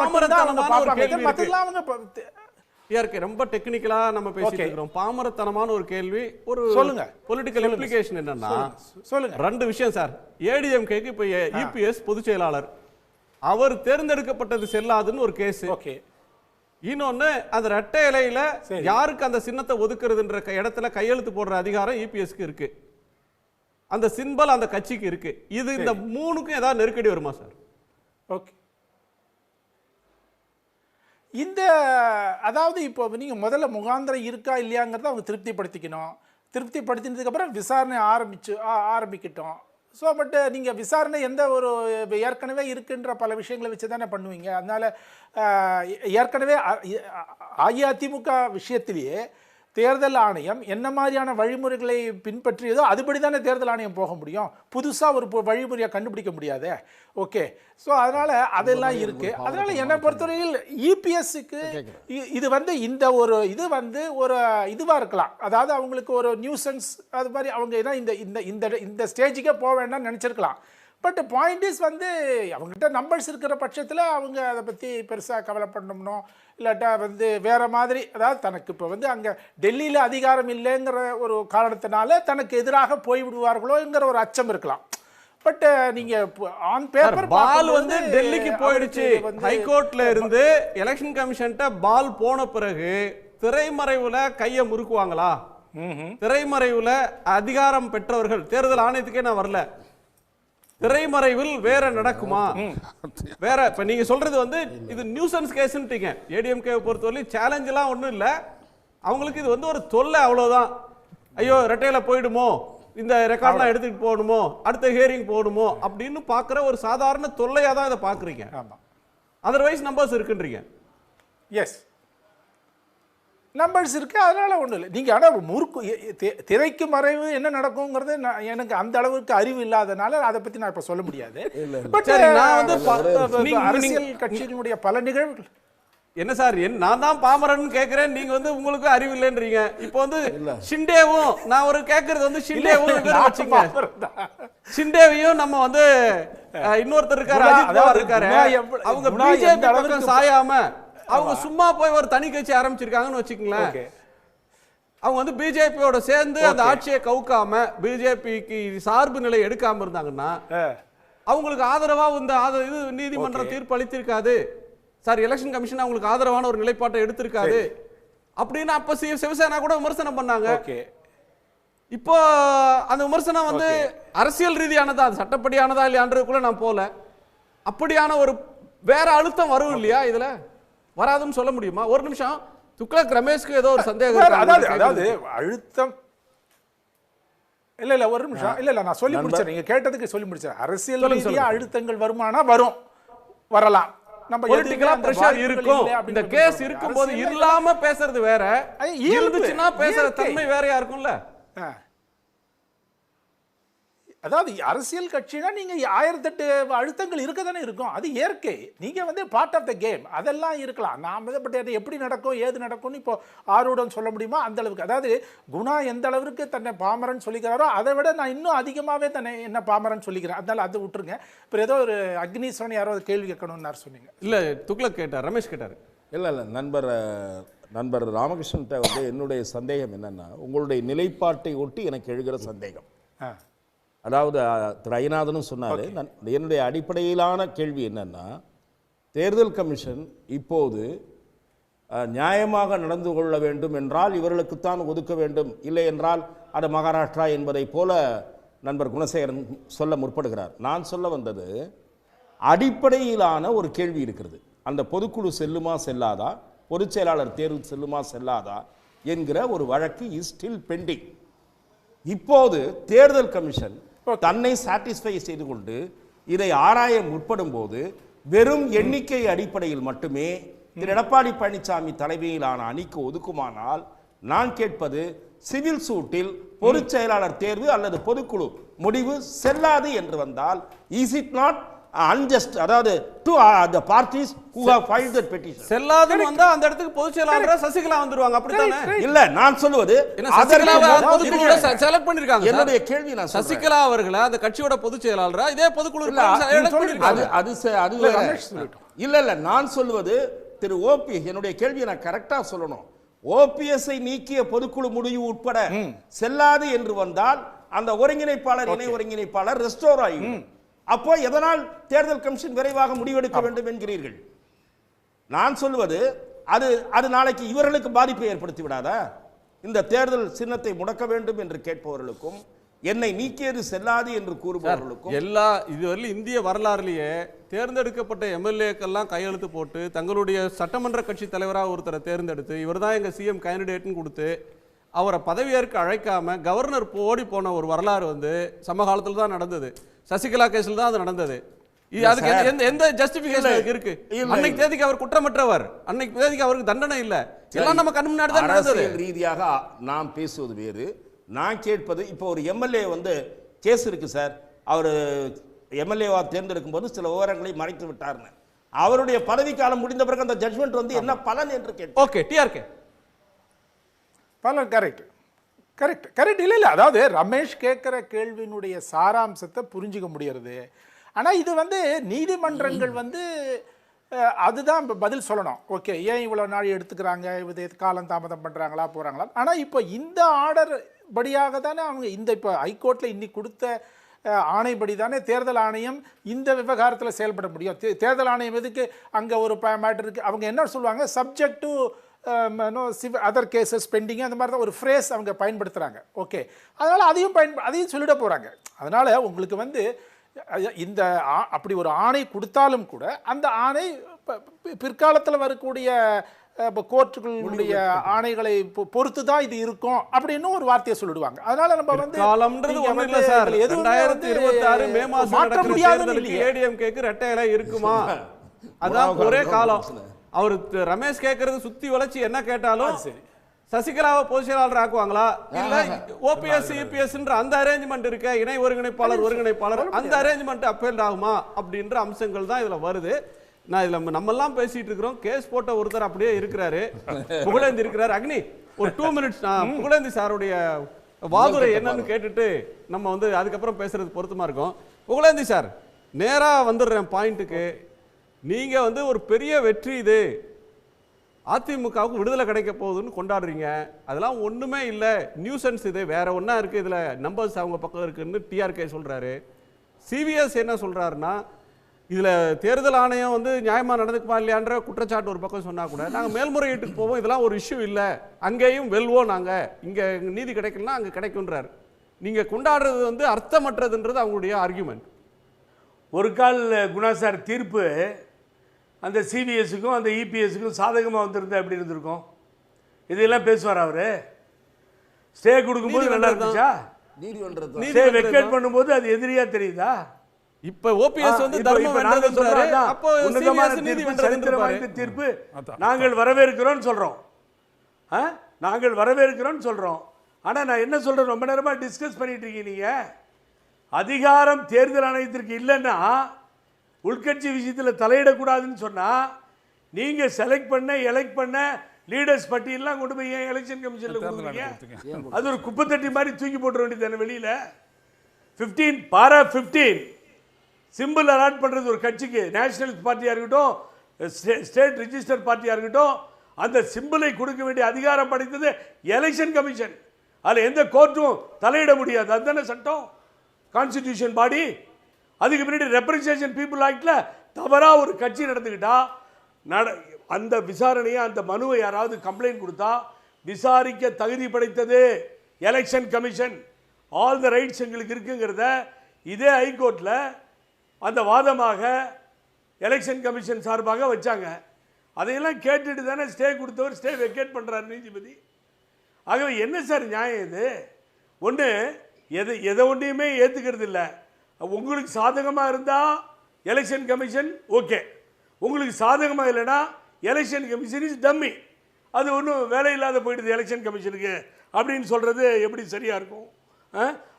இன்னைக்கு தீர்ப்பு சார் என்னன்னு கேட்டிங்கன்னா, so many representation pending before the election commission of India. நான் டெல்லியில் வாங்கி அதை டைரக்ட் பண்ண சொல்லி கன்சிடர் பண்ண சொன்னால் பண்ணலைன்னு கண்டெம்ட் மூவ் பண்ணிட்டேன். அந்த கேஸ் அங்கே பெண்டிங் இருந்தால் அதை எடுத்துகிட்டு வந்து இங்கே போட்டு ஸ்டே வாங்குறது. ஸோ எவ்வளோதான் மிஸ்லீடிங் பண்ண முடியுமோ பண்ணால் கரெக்டாக நீதியரசர் கண்டுபிடிச்சிட்டார் இது சரியாக இல்லை, அதை ஏன் இங்கே கொண்டு வந்தீங்க? இங்கே வந்து விசாரிக்கிறதுக்கு எல்லா உரிமையும் தேர்தல் ஆணையத்துக்கு இருக்குது. 50-60% போயிடுச்சு. குணா சார் ஒரு முக்கியமான கொஸ்டினை எழுப்புகிறேன். நீங்கள் தான் எல்லாமே, நீங்களும் உங்களுக்கு எனக்கும் பெரிய தர்க்கம். அவரை இன்னும் நீங்கள் பொதுச்செயலாளர்னு சொல்லிட்டு இருக்கீங்க, தவறு அது. எங்கேயும் எலெக்ஷன் கமிஷனோ கோர்ட்டோ சொல்லலை, இவங்களா ஒரு பொதுக்குழுவில் சொல்லிக்கிறாங்கன்னு நானும் சொல்லி சலிச்சதாச்சு. நான் என்ன சொல்ல வரேன்னா, இந்த எலெக்ஷன் கமிஷன் விசாரிக்குது இல்லை, தைரியமாக எலெக்ஷன் கமிஷன் வந்து ஃபேஸ் பண்ணுறது. நாங்கள் வந்திருக்கோங்க, நாங்கள் தான் எடப்பாடி பழனிசாமி சார்பாக வந்திருக்கோம். 2017 read by Madhusudhanan group entitled to ஆல்னு கொடுத்தாங்கல்ல, அது மாதிரி வந்து அங்கே வந்து தைரியமாக ஃபேஸ் பண்ண வேண்டியது தானே. ஏன் கோர்ட்டை தேடி ஓடணும் சார்? ஒருத்தர் 2 பேர் தேர்ந்தெடுத்தது, அதுக்கு பின்னாடி ஒருங்கிணைப்பாளர் இணை ஒருங்கிணைப்பாளர் டியூனர் 5 வருஷம் சொன்னது, பொதுச் செயலாளர் புரட்சி தலைவி அம்மா தான் எங்களுக்கு தெய்வம்னு சொன்னது, அதுக்கு பின்னாடி அவங்கள மாற்றினது ரெசல்யூஷன் 10 பேர் என்ன ஆகும் சார்? அடுத்து என்ன சார் ஆகும்? இந்த கேஸ் வந்து உங்க கேஸ் ஜெயிச்சிட்டீங்க, எடப்பாடி பெட்டிஷன் வந்து அவர் பழனிசாமி அவருடைய பெட்டிஷன் வந்து டிஸ்மிஸ் பண்ணிட்டாங்க கோர்ட்டு. நீங்க பார்த்து திருப்தி அடைஞ்சா அதுக்கப்புறம் விசாரிங்கன்னு ஒரு இக்கண்ணாவை மட்டும் போட்டிருக்கிறாங்க. அது என்ன சார் ஆகும்? நீங்க என்ன எக்ஸ்பெக்ட் பண்றீங்க? இல்லை ஒரு விஷயம் சொல்லிடுறேன், ஒரே நிமிஷம் தயவு செஞ்சு கேளுங்க. அவர் நண்பர் பேசும்போது சொன்னார், அந்த ஈரோடு எலெக்ஷனுக்கு கொடுத்தது 2 லீவ்ஸு, அப்போ மாத்திரம் அந்த டெம்பரவரி அரேஞ்ச்மெண்ட்ஸு கொடுக்கப்பட்டது, அதை வேறு எதுக்கும் பயன்படுத்தக்கூடாதுன்னு உச்சநீதிமன்றம் சொல்லியிருக்கு. அதே உச்சநீதிமன்றம் சிவில் டிஸ்பியூட் முடிகிற வரைக்கும் எதையுமே பண்ணக்கூடாதுன்னு சொல்லியிருக்கு. தினேஷ் மகேஸ்வரி பெஞ்ச் சொல்லியிருக்கு, ஜஸ்டிஸ் தினேஷ் மகேஸ்வரி பெஞ்ச். அதையும் மீறி நீங்கள் கேஸ் நடத்திக்கிறீங்க. ஆகவே அந்த சிவில் டிஸ்பியூட் கேஸ் முடியணும் சார். சிவில் சூட் முடிஞ்சாதான் இது ஒரு மேட்டராக வரும். ஆனால் நடுவில் தூக்கி என்ன தப்பு பண்ணிடுச்சு எலெக்ஷன் கமிஷன்னா, பாராளுமன்ற தேர்தலில் தூக்கி கொடுத்துருச்சு. இப்போ நான் ஒரே ஒரு கேள்வி கேட்குறேன். என்னென்னு கேட்டால், இந்த சிவில் கேஸ் ஒரு கால் ஓபிஎஸ்க்கு சாதகமாக போச்சுன்னா அப்போ இந்த டேமேஜ் யார் ஈடுகட்டுறது? இதை தான் நான் எலெக்ஷன் கமிஷனில் கேட்டேன். எப்படி கொடுத்தீங்க நீங்கள்? நாடாளுமன்ற தேர்தலுக்கு எப்படி ரெட்டையிலையை கொடுத்தீங்கன்னு கேட்டு மாட்டி, நீங்கள் அந்த தப்பை பண்ணிங்கன்னா திருப்பி கண்டெம்ட் மூவ் பண்ணுவோம் சுப்ரீம் கோர்ட்டில். அதுக்கு எதிர்ப்பான தீர்ப்பை நீங்கள் பண்ணியிருக்கீங்க, எதிர்ப்பான வேலையை பண்ணியிருக்கீங்க, violation of supreme court direction சொல்லியிருக்கோம். ஸோ சாதாரண விஷயம் இல்லை சார். ஆகவே எல்லாத்தையும் அலசி பார்த்து கொடுத்தது உங்கள் கேள்விக்கு வந்துட்டேன். நிச்சயமாக ரெட்டையிலை முடக்கப்படும். எங்கே வேணால் போக சொல்லுங்கள். நீங்கள் எந்த எவ்வளவு சக்தி இருக்கோ அத்தனையும் பயன்படுத்த சொல்லுங்கள். இரட்டையிலை நிச்சயமாக தேர்தல் ஆணையம் முடக்கி வைக்கும். சிவில் சூட் முடிஞ்சு அதில் யாருக்கு சாதகமாக போகுதோ, எதர் அலி கேஸை பற்றி சொன்னாங்க, that is not the case. மெஜாரிட்டியில் சொல்றது ரொம்ப பெரிய விஷயம் சார். ஒரு கட்சியுடைய லட்சக்கணக்கான தொண்டர்கள் இருக்கிற ஒரு கட்சி, அவ்வளவு எம்எல்ஏக்கள் ஒரு பக்கம் இருக்கிறாங்க, ஒன்றிய செயலாளர்கள் எம்பி எல்லாருமே ஒரு பக்கம் இருக்கிறாங்க. பெரும்பான்மை இருக்கிற ஒரு தலைமையிடமிருந்து அந்த சின்னத்தை பறிச்சு எப்படி சார் ஃப்ரீஸ் பண்ண முடியும்? இல்ல கொடுக்கவே இல்லைன்றார் அவர். ஒன்றிய செயலாளர்கள் பொதுக்குழு டெம்பரரியா தான் அவருக்கு ஜால்ராக்கள் அவங்க முடிவெடுப்பாங்க. நீங்க தொண்டர்களை சொல்லாதீங்க சார். குணா சார் ஒரு நிமிஷம் please to not interrupt this. நான் தொண்டர்களை சொல்லாதீங்க. தொண்டர்கள் தான் முடிவெடுப்பார்கள். கொடியெடுக்கும் தொண்டனே முடிவெடுப்பான்.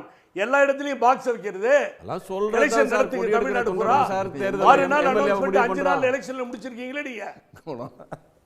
எல்லாம் சொல்றதா சார். இப்போ இன்னொரு கொடி எடுக்கிற கொடி பிடிக்கும் தொண்டனா எம்பி எம்எல்ஏ எல்லாம் முடிவு பண்றாங்க. தொண்டர்கள் தான் முடிவு பண்ணணும். அதுதான் எம்ஜிஆர் அவங்களுக்கு கொள்கை பற்று இருக்கு. அதனால யார் அறிவிச்சாலும் அவங்க வந்து வேலை செய்யறாங்க. இல்ல இந்த ஸ்பிளிட்டையே கன்ஃபார்ம் பண்றது வந்துட்டு பொதுக்குழு கொள்கை சார். அப்படி எல்லாம் நீங்க கணக்கு போடாதீங்க. தொண்டர்கள் தான் தெய்வங்கள், தொண்டர்கள் தான் முடிவெடுக்கணும்னு சொன்னது அம்மாவும் தலைவரும் சார். ஒரே நொடி அக்னீஸ்வரனை கேட்போம் சார். ரெட்டையிலையே முடக்கிடுவாங்கன்னு திட்டவட்டமா சொல்றாரு புகழேந்தி சார். அதாவது அனுபவம் மிகுந்த அண்ணன் பெங்களூர் புகழேந்தி அவர்கள் இப்படி சொல்லுவது இதுவே நீதிமன்ற அவமதிப்பாகும். உங்களூர் புகழேந்தி சார் அவர் பெட்டிஷனர் சார். அவர் முடக்கணும்ன்றதா அவர் பெட்டிஷனர். அவர் he can exude hope. அவர் உறுப்பினர். அவர் கேஸ்ல வழக்காடி வழக்கு எடுத்தவர் சொல்லல. யாரை பார்த்தாலும் உறுப்பினரான்னு கேளுங்க. ஒன்று நீக்கப்பட்டது, அவர் நீக்கப்பட்டது எங்காவது எதிர்த்து அதிமுகவுக்கு எதிராக தடை வாங்கியிருக்கிறாரா? ஒன்று இதுவரை இல்லை. சரி அது இருக்கட்டும். முடக்கப்படும் என்று சொன்னால் அப்ப தேர்தல் ஆணையத்தில் முடக்கப்படும் தேர்தல் ஆணையம் சொல்லுச்சா, அல்லது இன்றைக்கு தேதியிட்டு அடுத்த மாசம் 15ஆம் தேதிக்குள்ள நீங்க தகவல் சொல்லணும்னு சொல்லி இருக்குது நீதிமன்ற தீர்ப்பா? இது இவர்களாகவே அவர் சொல்றது வந்து சாலிடான சவுண்டான ஆர்குமென்ட் இருக்கு. இல்ல ஒரு நிமிஷம் இருக்கலாம். I am not challenging my expulsion. Para 15 Agni, it is not necessary. Para 15 வந்து என்னுடைய எக்ஸ்பல்ஷனை கட்சியை விட்டு நீக்கினத நான் சேலஞ்ச் பண்ண வேண்டிய அவசியமே இல்ல. கட்சி என்னுடைய கட்சி. நான் பழனிசாமி நீக்கியாச்சு, சிவி சண்முகத்தை நீக்கியாச்சு, எல்லாரையும் வெளியில போட்டு சார். நீக்கப்பட்டவர்கள் சார் நீங்க அதிமுகவினுடைய விதி 5 எந்த உறுப்பினர் தான் அந்த கட்சியின் மீது வழக்கு தொடர முடியும். ஆக உறுப்பினர் இல்லாதவர்கள் எப்படி என்றுதான் நான் கேட்கிறேன். சார் யார வேணாலும் நீக்கலாம். இந்திய நாட்டின் பிரதமர் நீக்கலாம், ஜனாதிபதி நீக்கலாம். ஆனா சட்டம் என்ன சொல்லுது? அம்மா அவர்களுக்கு பிழை கொடுத்திருக்கேன். நான் இவ்வளவும் செய்து இந்த கட்சிக்காக சிறைக்கு போயிருக்கேன். என்னுடைய நேரம் இது. நான் முடிக்கிறேன். பழனிசாமி யார் சார்? பொதுச் செயலாளராக எந்த நீதிமன்றம் இரட்டையிலை சின்னம் தொடர்பான வழக்கை தேர்தல் ஆணையம் விசாரிக்கலாம் என்று சொல்லி திரு எடப்பாடி பழனிசாமி அவர்களுடைய மனுவை உயர்நீதிமன்றம் தள்ளுபடி செய்திருப்பது தொடர்பாக ஒரு கேள்வியை நேரடியாக வச்சிருந்தோம். அந்த கேள்விக்கு நேயர்கள் என்ன பதில் சொல்லியிருக்காங்கன்னா, திரு எடப்பாடி பழனிசாமி அவர்களுக்கு இது ஒரு புதிய சிக்கல் என்று 46% பேர் கருத்து சொல்லியிருக்காங்க. இது அதிமுகவை எந்த வகையிலும் பாதிக்காது என்று 13% பேரும், இந்த வாய்ப்பு என்பது பிஜேபிக்கு ஏதேனும் ஒரு வகையில் பயன்படலாம் என்று 26% பேரும், இதனால் குழப்பம் அதிகரிக்கும் என்று 15% பேர் கருத்து தெரிவிச்சிருக்காங்க. அந்த நேயர்களுக்கு நன்றி. திரு அக்னீஸ்வரன், உங்கள் நிறைவு பார்வை. சார், இது நீதிமன்றத்தினுடைய பார்வையில் எது நடந்தாலும் அது தேர்தல் ஆணையம்தான் பொறுப்பு. ஒருவேளை தேர்தல் ஆணையம் அவர்களுடைய சொந்த தனிப்பட்ட விருப்பத்திற்கேற்றார் போல இருந்தால் இந்திய நாட்டில் ஜனநாயகம் இருக்கிறதா என்பதை இதே உச்ச நீதிமன்றம் உங்கள் மீது கேள்வி எழுப்பும். இதேது இன்றைய மாண்புமிகு எதிர்க்கட்சி தலைவர் ராகுல் காந்தி மகாராஷ்டிரா மீது இவிஎம் மிஷின் மீது என்ன தேர்தல் ஆணையத்தின் மீது குற்றச்சாட்டு வைக்கிறார் என்பது உலகறிந்த உண்மை. ஆகவே it's a well settled law. AIADMK பொதுக்குழு செல்லும் என்று உச்ச நீதிமன்ற தீர்ப்புக்கு மீறி தேர்தல் ஆணையம் ஒரு முடிவெடுத்தால் அந்த மனுதாரர்கள் அதிமுக அடிப்படை உறுப்பினர்களா என்பதைத்தான் பேரா 15 கேட்க சொல்லி இருக்குது சென்னை மாண்பமை உயர்நீதிமன்றம். நீதிமன்றத்தின் பார்வையில் என்ன முடிவு எடுத்தாலும் ஜனநாயகம் ஏற்றுக்கொள்ளுமா இல்லையா என்பதை மக்கள் தான் தீர்மானிப்பார்கள். திரு அக்னி, ஒரு பாயிண்ட், முக்கியமான பாயிண்ட், இந்த கேஸ்ல மூல வழக்கு இன்னும் முடிவே செய்யப்படல. உச்சநீதிமன்ற சுப்ரீம் கோர்ட் வந்து முற்று முழுதாக விசாரித்து இந்த தீர்ப்பை தரல. அவங்க கொடுத்தது டெம்பரரியா தான் அந்த சிம்பல் அலோகேட் பண்ணாங்க. இன்னமும் அவங்களுக்கு அதிகாரம் இருக்கு, இந்த சின்னத்தை முடக்கி விடுவார்கள்னு எந்த தைரியத்தில் புகழேந்தி சார் சொல்றாருன்னு தெரியல. திரு புகழேந்தியோட அப்சர்வேஷனை நீங்க எப்படி பார்க்குறீங்க? இது வந்து ஃபைனலா செட்டில் ஆகல, இன்னும் முடிந்த முடிவு இல்லைன்றாங்களே. இந்த வழக்கெல்லாம் 2045 முடியுதுன்னு வச்சுக்கிறோமே, அதுக்கடையில 10 தேர்தல் வரும். அந்த 10 தேர்தல் வரைக்கும் ஒரு அரசியல் கட்சி இயங்காமல் இருக்கணுமா? இருக்க முடியுமா? அதுதான் மனுதாரர்கள் விருப்பமா, தேர்தல் ஆணையர் விருப்பமா? என்ன சார் இது? எல்லாவற்றையும் மீறி நீதிமன்ற பார்வைதான் உயர்ந்தது. அதுதான் என் பார்வை.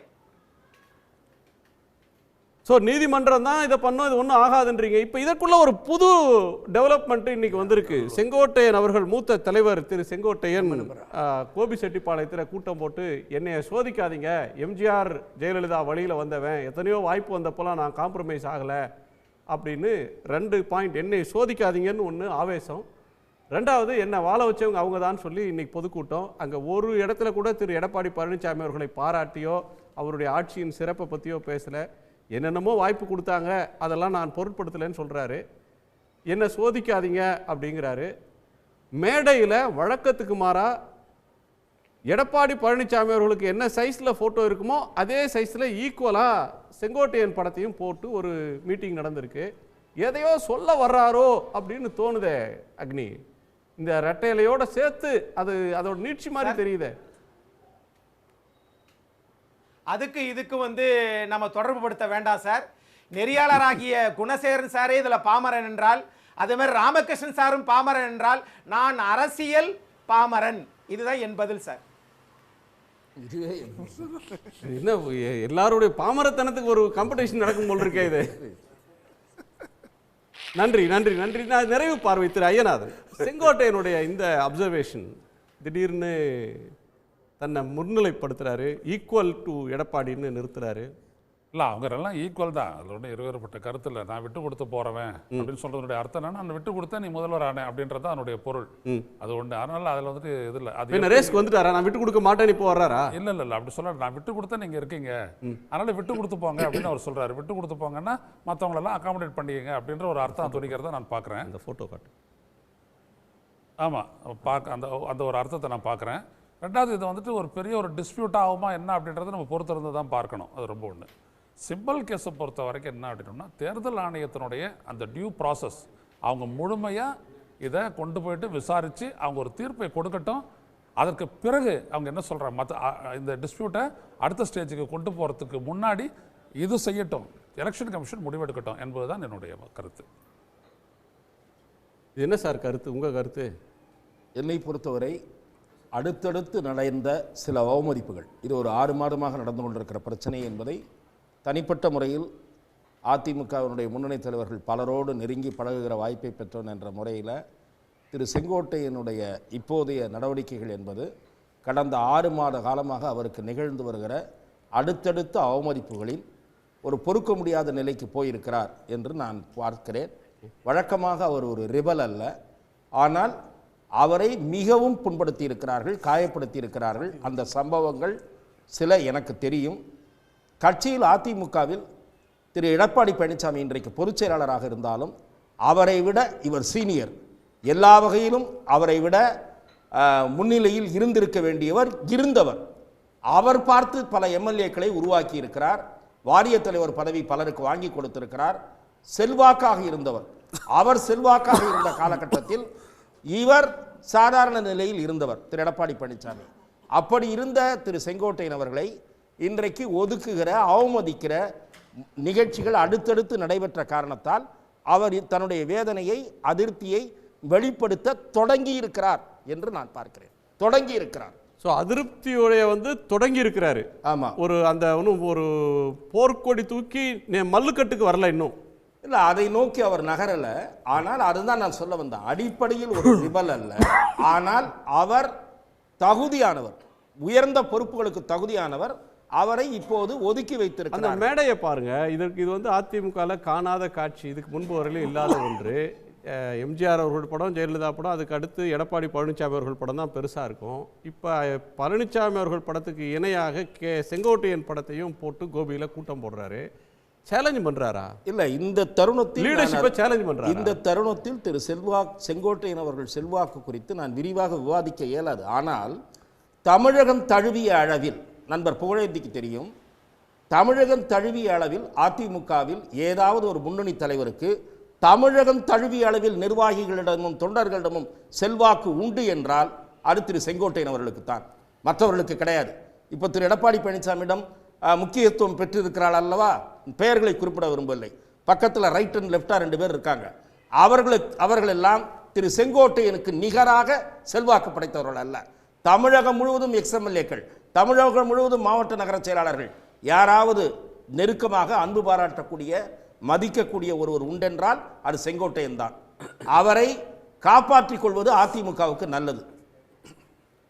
சொல்கிறாரு, என் வீட்டுக்கு பல பேர் வந்தாங்க, 43 வருஷத்தில் நான் தப்பாக பேசினது இல்லை, ஒரு இயல்பாக பணியாற்றி கொண்டிருக்கக்கூடியவன், எனக்கு வாய்ப்பு பல முறை வந்தது, அதெல்லாம் நான் பயன்படுத்தி கொள்ளலை, நான் 2 பேரை தான் மதிப்பேன், எம்ஜிஆர் ஜெயலலிதா என்னை எவ்வளோ உயர்வாக பேசியிருக்காங்க பாருங்கள், இந்த ஆடியோவை கேளுங்க அப்படின்னு அவரை பற்றி சொல்கிறாரு. எடப்பாடி பழனிசாமி அவர்கள் ஆட்சி காலத்தை பற்றி எந்த குறிப்பும் ரெஃபரன்ஸே இல்லை அந்த ஸ்பீச்சில் அப்படின்றது எங்கள் ரிப்போர்ட்டர் கொடுத்துருக்கிற ஒரு தகவல். அது அவருடைய, நான் தான் சொன்னேன் அல்லவா, அவருக்கு தொடர்ந்து நேர்ந்து வருகிற அவமதிப்புகள், மனப்புழுக்கம், அதனுடைய வெளிப்பாடு. நான் சொல்கிறது உங்களுக்கு 2011 தேர்தலின் போது அந்த காலகட்டத்தில் மிக நெருக்கமாக இருந்த அந்த தலைவர்களோடு இருந்தவன் என்ற முறையில் சொல்கிறேன். திரு சோ அவர்கள் தேமுதிக அதிமுக கூட்டணி உருவாவதில் முக்கிய பங்கு வகித்தார். அப்போது செல்வி ஜெயலலிதா அவர்கள் சார்பாக அடிக்கடி வந்து சந்திக்கக்கூடியவர் திரு ஓபிஎஸும் செங்கோட்டையனும் தான். அந்த தேர்தலின் போது திரு எடப்பாடி பழனிசாமி பிக்சர்லேயே இல்லை. அதே போல 91 தேர்தலில் பல வேட்பாளர்கள் அவரால் பரிந்துரைக்கப்பட்டவர்கள். இப்படி கட்சியில் மிக முக்கியத்துவம் வாய்ந்தவராக இருந்தார். அதையெல்லாம் தான் மறைமுகமாக குறிப்பிடுகிறார். 2016 அம்மா அவர்களுடைய மறைவுக்கு பிறகு முதலமைச்சர் பதவிக்கு முதலில் அவர் பெயர் தான் பரிசீலிக்கப்பட்டது. ஓகே, டிஆர்கே மீண்டும் ஒரு கழக குரலா? இது ஒரு 2 வகையாக சொல்லலாம். ஸ்டாம் இன் த கப் ஆஃப் டீ அப்படின்னு கடந்து போகிறதா, இல்லை ஏதேனும் ஒரு கழகத்துக்கு தயாராகிட்டாரா, ஒரு சேலஞ்சராக செங்கோட்டையன் மாறுறாரா? அதாவது ரமேஷ் சொன்னது போல் அவர் ஒரு இயல்பில் அவர் ஒரு ரெபல் இல்லை. அண்ட் தென் அவர் மேபி அவர் தன்னை இது பண்ணிட்டாங்க, புறக்கணிச்சிட்டாங்க, ஓரங்கட்டிட்டாங்கங்கிற ஒரு ஆதங்கத்தில் இதை வெளிக்காட்டியிருக்காருன்னு நினைக்கிறேன். அதுக்கு மேல் அவர் அதாவது இவருக்கு இந்த கட்சி தலைமைக்கு எதிராக செல்லக்கூடியவர் என்று நான் கருதவில்லை. அந்த மாதிரி இதுக்கு போவாராங்கிறதும் எனக்கு இப்போ வரைக்கும் அவர் நம்மளுக்கு தெரியல. இன்றைக்கி அவருடைய ஸ்பீச்சில் எடப்பாடியை பற்றி அவர்கள் சொல்லாமல் இருந்திருக்கலாம். பட் அது கூட ஒரு பெரிய விஷயமா நினைக்கல. அவர் ஒரு பொதுவாக ஒரு சுமூகமாக போகக்கூடிய இவர் ஒரு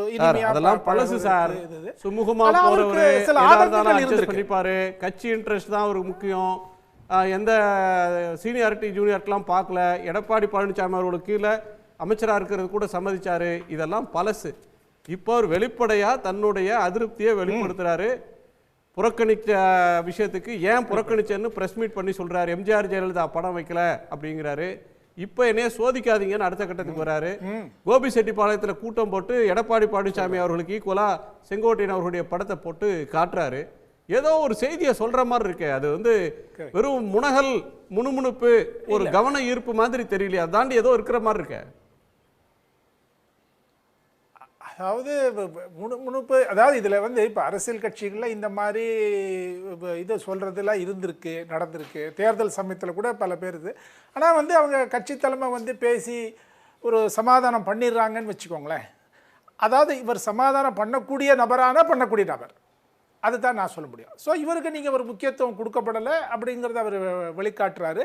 அவருக்கு முக்கியத்துவம் கொடுத்துட்டாங்க, அவர் தக்க வச்சுக்கிட்டாங்கன்னா அது அது நடக்காதுன்னு நான் இப்போ சொல்ல மாட்டேன். ஸோ செங்கோட்டையன் காம்ப்ரமைஸ் ஆயிடுவாரு, அது வந்து பெரிய போர்க்கொடியாக கழக குரலாக வெளிப்படாது அப்படின்னு சொல்றீங்க. ஆனால் சமரசம் செய்ய வேண்டிய இடத்துக்கு ஏதோ ஒரு கலகம் உள்ளுக்குள்ள இருக்கு, ஒரு நெருக்கி. All is not well with ADMK அப்படிதானே இது சொல்லுது, ஈவன் இன் வெஸ்ட். அதாவது அவருக்கு ஆதங்கம் வந்து இன்றைக்கு நேற்றைக்கு அல்ல, அது மட்டும் நான் சொல்ல முடியும். ஓகே, அதனால் வந்து அது இப்போ வெளிக்காட்டியிருக்காரு, தற்போது வெளிக்காட்டியிருக்கிறார். நீண்ட காலமாகவே இருக்கின்றது தான். பட் எனிவே இப்போ வந்து all is not well, yes all is not well. அதனால் அது ஏடிஎம்கே அதை செட்ரைட் பண்ணணும், ஏடிஎம்கே இபிஎஸ் செட்ரைட் பண்ணணும். ஆனால் அது அதை இவர்கிட்ட நீங்கள் அதை செய்ய முடியும். சில பேர் வந்து சண்டை போட்டுண்டு வெளியில் போயே ஆகணும்னு இருப்பாங்க. பட் இவர் அப்படிப்பட்ட நபர் அல்ல. அதனால் இவர்கிட்ட அந்த சமாதானமாக அவர் முரட்டுத்தனமானவரோ மூர்க்கமானவரோ இல்லை, நெகோசியேஷனுக்கு தயாராக இருக்கக்கூடியவர், இலகிய மனம் கொண்டவர், இணங்கி விடுவார். உரிய முறையில் பேசி உரிய மரியாதையை கொடுத்தா அவர் மனம் கரைந்து விடும். அது வந்து செட்டில் பண்ணக்கூடிய ஒரு இஷ்யூ தான் அப்படின்னு பார்க்கிறீங்க. திரு புகழேந்தி, உங்க நிறைவு பார்வை உன்னோட ஒண்ணு தொடர்புடையதா? நீங்க போட்ட கேஸ், அதாவது அங்க செங்கோட்டையன் மேடையில் நடத்திட்டு இருக்கிற கேஸ் ஒரு ஒரு ஒரு ஒரு ஒரு சரித்திரமான ஒரு தீர்ப்பு வந்ததுன்னு மகிழ்ச்சியா இருந்தாலும், மிஸ்டர் குணா சார், என்னுடைய 30-35 அரசியல் வாழ்க்கையில் ஆண்டுகளில் ரொம்ப மன உளைச்சலில் வேதனையாக இருக்கேன். ஏன்னு தெரியுங்களா? திட்டத்தை துவக்கி 3.72 crores கொடுத்து அதை அழகு பார்த்த அம்மா படத்தை தூக்கி எறிந்து விட்டு அந்த விவசாயிகள் இன்விடேஷன் கொடுத்ததையும் ஏற்றுக்கிட்டு அந்த மேடைக்கு போய் தானே புகழார மலர் மாலைகளை சூட்டிக்கொண்டு வருகின்ற ஒரு நபரை பார்க்கும் பொழுது எவ்வளவு அரசியலில் மோசமானவர்கள் இருக்கிறார்கள் என்பதை தெளிவுபடுத்தி விட்டது இந்த அரசியல். ஆகவே தந்தை பெரியாரும் பேரறிஞர் அண்ணாவும் நாங்கள் 2 கண்களாக மதிக்கின்ற புரட்சி தலைவர் எம்ஜிஆரும் அம்மாவும் இல்லாமல் அரசியல் இல்லை. ஆகவே ரொம்ப தலைவர் தானே சார் எடப்பாடி பழனிசாமி, அதிமுகவோட தலைவர் தானே சார். அவருக்கு வர்ற பெருமை ஏன் சார் உங்க பெருமையா கருதல சார்? இந்த செங்கோட்டையன் பஞ்சாயத்துக்கு வாங்க, நிறைய பார்வைக்கு வாங்க சார். இல்லை எனக்கு வந்து ரொம்ப வேண்டியவர் ரமேஷ் அவரே அன்பு சகோதரர் தப்பா சொன்னாரு. அவரு பொதுச் செயலாளர் இல்லை சார், கோர்ட்டும் சொல்லல, அங்க வந்து எலெக்ஷன் கமிஷன் சொல்லல. ஏதோ ஒரு கூட்டத்தை கூட்டிட்டு சொல்லிட்டா அதையே மாறி சொன்னா நான் என்ன பண்ணிட்டோம்? நாங்க ஒத்துக்க மாட்டோம். எங்களை எடுக்கிறதுக்கு அதிகாரம்லாம் இல்ல. தலைவர் அம்மா நீங்க பேச வேண்டிய நாள் தான் சார். ஏன்னா நீங்க ஜெயிச்சிருக்கீங்க, உங்க கேஸ் ஜெயிச்சிருக்கு, அதனால நீங்க பேசலாம். செங்கோட்டையனுக்கு வாங்க, அப்படியே பக்கத்துல நிக்காதீங்க. ஐ அம் சாரி, கோபிச்செட்டிப்பாளையம் வரலையும் வாங்க. குணா சார், அம்மாவை புதைத்தார்கள், அவர் புதைக்கப்படவில்லை, வாழ்ந்து கொண்டிருக்கிறார். அவர் அரசியல் வாழ்வில் அவர் புகழை முற்றிலுமாக புதைப்பதற்கு முயல்பவர் தான் பழனிசாமி. இதற்கு பதில் சொல்லுகிறோம், சொல்லாமல் விட மாட்டோம். செங்கோட்டையன் பத்தி எதுவும் வர மாட்டீங்களா? அவரும் உங்க அணியில இருக்காரா, இல்ல பிரச்சனை எளிதா பேசி செட்டில் ஆகக்கூடிய இடமா? இல்ல, செங்கோட்டையன் அண்ணன் அந்த விழாவை புறக்கணித்ததற்காக மனமாற பாராட்டுகிறேன். என்னோடு பழகியவர், நண்பர்கள் சொன்னது போல அவர் மிகவும் அமைதியான ஒரு தலைவர். ஆனால் இந்த விஷயத்தில் மான பிரச்சனை, இதில் ஸ்ட்ராங்கா நிற்பார்னு நான் எதிர்பார்க்கிறேன். இதை மக்களும் தொண்டர்களும் எதிர்பார்க்கிறார்கள். ஒரு சீனியர் லீடர், அவர் பின்னாடி தான் இவர் ஓடிக்கிட்டு இருந்தார் சார். கால சூழ்நிலை இன்று செங்கோட்டையனை பார்த்து அவர் உதாசீனப்படுத்துகின்ற நிலை ஏற்பட்டு விட்டது. செங்கோட்டையன் நியாயமான முடிவு எடுக்க வேண்டும் என்று சன் நியூஸ் மூலம் கேட்டுக்கொள்கிறேன். நன்றி, வணக்கம். நன்றி. ஐயநாதன் சார் கருத்தோடு நம்ம நிறைவு செய்யலாம். ஒன்றோடு ஒன்று தொடர்புடையதா இல்லை தொடர்பில்லாததா, திடீர்னு ஒரு விஷயம் நடந்துறதில்லை, அதற்கு பின்னாடி நிறைய காரண காரியங்கள் இருக்கும்.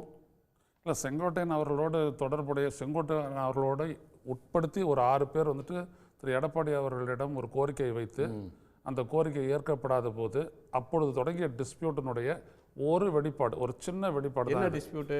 அதான் அந்த பிஜேபியோட போயிட்டா நம்ம வந்துட்டு ஓரளவு ஜெயிச்சிருக்கலாம் அப்படின்ட்டு அவர்கள் சொன்னதாகவும் அதெல்லாம் தேவையில்லை சேர்த்துக்கணும். ஆமாம் அப்படின்னு சொல்லிட்ட மாதிரி ஒன்று அது.